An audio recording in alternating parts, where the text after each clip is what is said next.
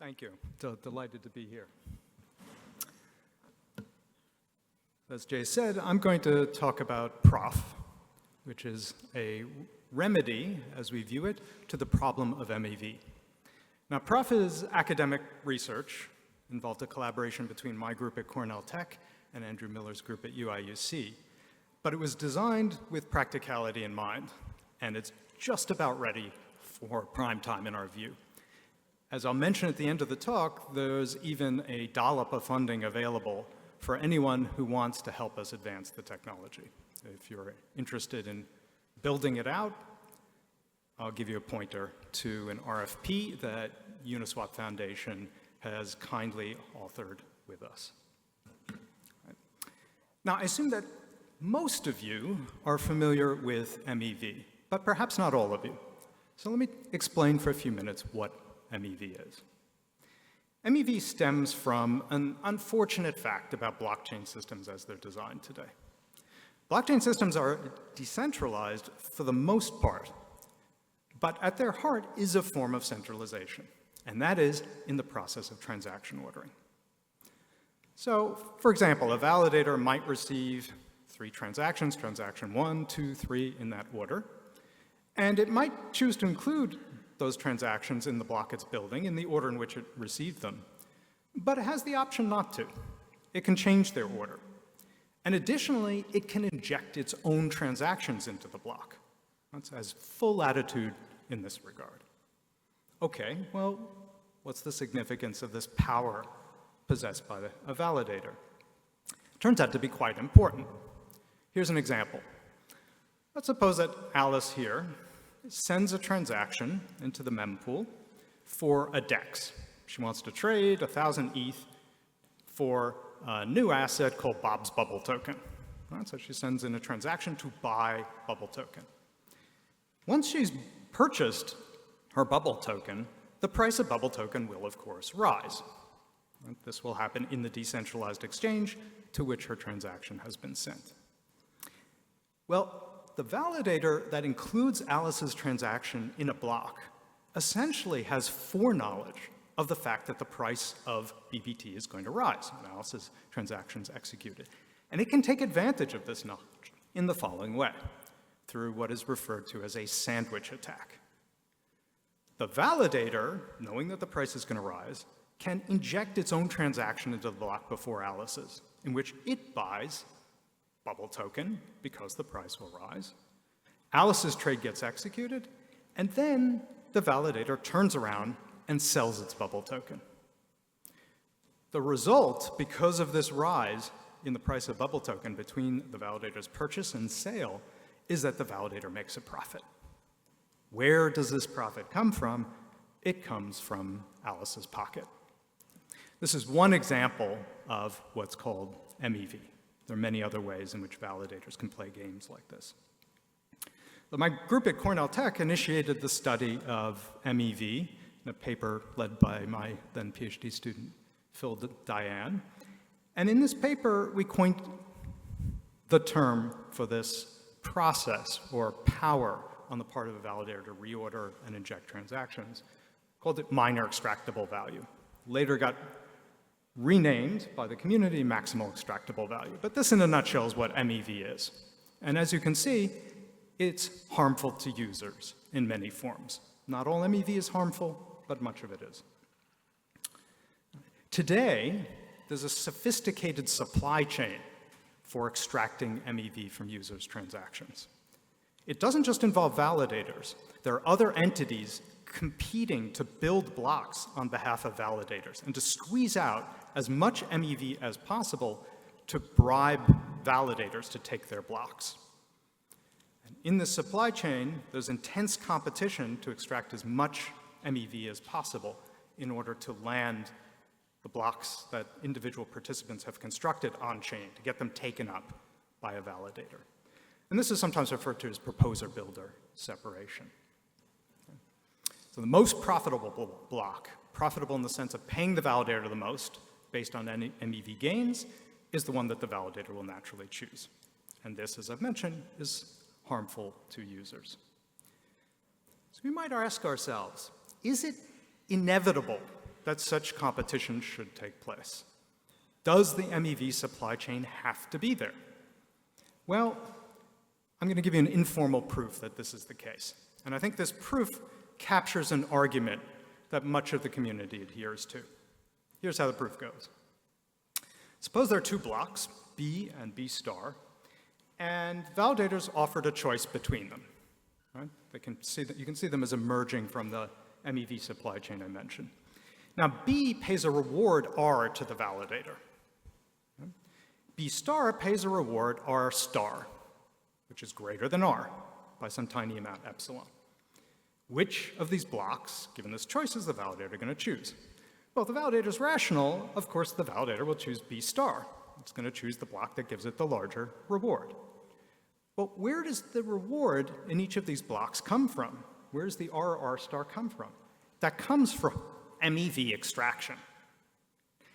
And therefore, you can see that the block that has the most MEV extracted and therefore generates the largest reward for the validator is the one that's going to go on chain.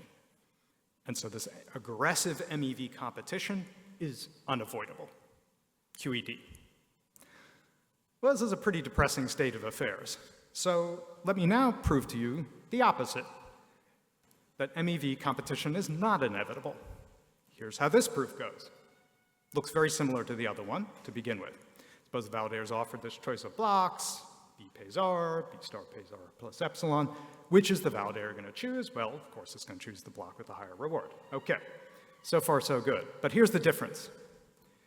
Where does this epsilon difference in the reward between the two blocks come from? Well, suppose that the two blocks are identical, except that B star has appended to it, it looks like B, but has appended to it, a group or bundle of fairly ordered transactions. Never mind how they got there to begin with. But suppose it has this bundle. Let's say they come from private order flow, and therefore they're not subject to MEV extraction. They don't go through the MEV supply chain. Well, now B star will land on chain. It offers the higher reward. It's the one that's going to be chosen by the validator. And so it is no longer the case that the block with maximal MEV extraction, at least on a per transaction basis, goes on chain. Right? We've proven the opposite of what I showed in the previous slide. This idea that you see in the slide here is the key one in the system called PROF. As I mentioned, PROF is joint work between my group and Andrew Miller's group. I'd like to call out Kushal Babel in particular as the lead author for the project here. Okay. Now, PROF stands for Protected Order Flow. Here's how it works. The PROF system ingests some private transactions, ingests private transaction flow, and it takes these private transactions and assembles them into a bundle. It sequences them, and it sequences them in a fair way. I'll explain a little later what I mean by fair. Okay? So it produces this fair bundle of transactions, and what it then does is the following. It will ingest a block that was destined for a validator, some block B, and append to block B this fairly ordered bundle. And I'll refer to the resulting block as an enriched block. So PROF takes an ordinary block destined for a validator and enriches it with fairly ordered transactions. As a technical detail, B star only gets revealed after it's been signed by a validator. And this is important for protection of the PROF bundle. Because what it means is that PROF can enforce what are referred to as a take it or leave it policy. Right? A validator, given this ability to enrich a block, can do one of two things. It can take the original block B with revenue R, or it can take the enriched block. And with the enrichment comes a little extra reward. That PROF bundle comes a little epsilon reward. What the validator cannot do, because the little technical detail I mentioned on the last slide, is modify the PROF bundle. It can't reorder transactions or inject transactions into the PROF bundle. It has to take B star as is. It's in this sense that it's offering a take it or leave it, or enforcing a take it or leave it policy. Okay. You can think of PROF as an economic mechanism, and it's an economic mechanism with two important features. The first is that validator is given this choice, and if the validator is rational, will choose to validate enriched blocks. It will choose to validate PROF bundles, therefore. So validators have an incentive to embrace PROF. Second feature is that users have an incentive to embrace PROF. A user is confronted with a choice when she submits her transaction. She can send it into the public mempool, and then she's vulnerable to extraction of MEV, to things like the sandwich attack I described, or she can send it to the PROF service. If she goes through the mempool, she loses some amount of MEV, which can be large in some cases. If she sends it to PROF, she just pays some little fee to PROF, like a penny. A rational user, of course, is going to make the choice that will result in less loss of profit, lower fee, as it were, or lower implicit fee. So these two important mechanisms will drive the adoption of PROF. Well, this is all well and good, but why should you trust that PROF operates correctly? Why should you trust that a service which is supposed to be enforcing fair ordering is actually going to do that and not itself extract MEV from users' transactions? One way that we ensure that PROF behaves correctly is by running it in a trusted execution environment, such as Intel TDX, which is what we've implemented our prototype in. Many of you familiar with TEs are probably aware that historically they've had a number of security vulnerabilities. And so it's natural to ask, can we really trust this thing? Isn't Intel SGX or TDX broken? Well, there are two answers to this.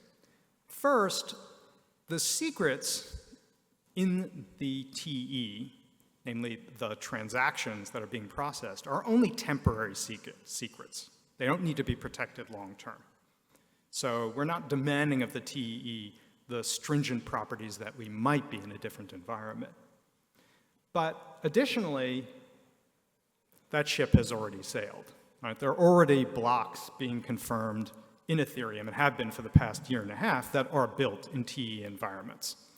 And the community's plans for the MEV supply chain rely heavily on TEs. I mentioned that I'll explain later on in the talk, we've now arrived at that point, what I mean by fair. I keep talking about these fairly ordered bundles. What does fair mean? Well, PROF has to have some kind of ordering service to determine how a bundle gets composed. That ordering service can implement whatever notion of fairness you like.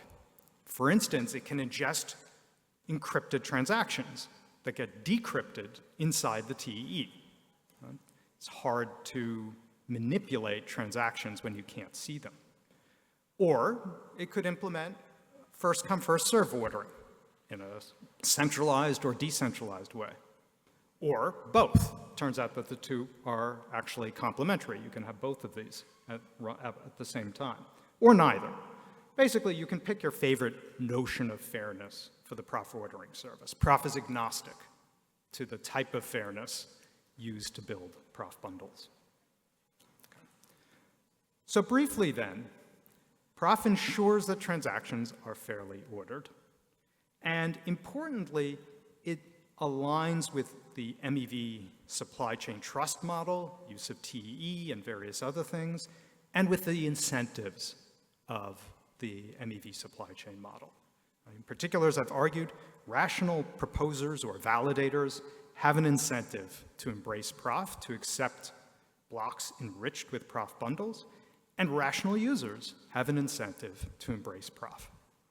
So PROF is self-perpetuating, and our goal here, our master plan, is to see PROF displace the current MEV supply chain. It's to get rid of the current exploitative supply chain and replace it with something that orders transactions fairly instead. I think this is only fair for users. If you'd like to learn more about PROF, the PROF paper was just released last night, as it turns out.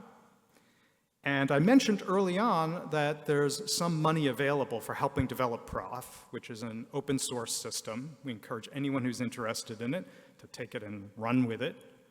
The Uniswap Foundation has kindly offered $50,000 which will be offered in an RFP that hasn't come out yet, but should be coming out in the next week or so. If you'd like to learn about the technical specifics of PROF, or you're interested in the RFP, please visit the PROF website. See the URL there and in the QR code. Thanks very much.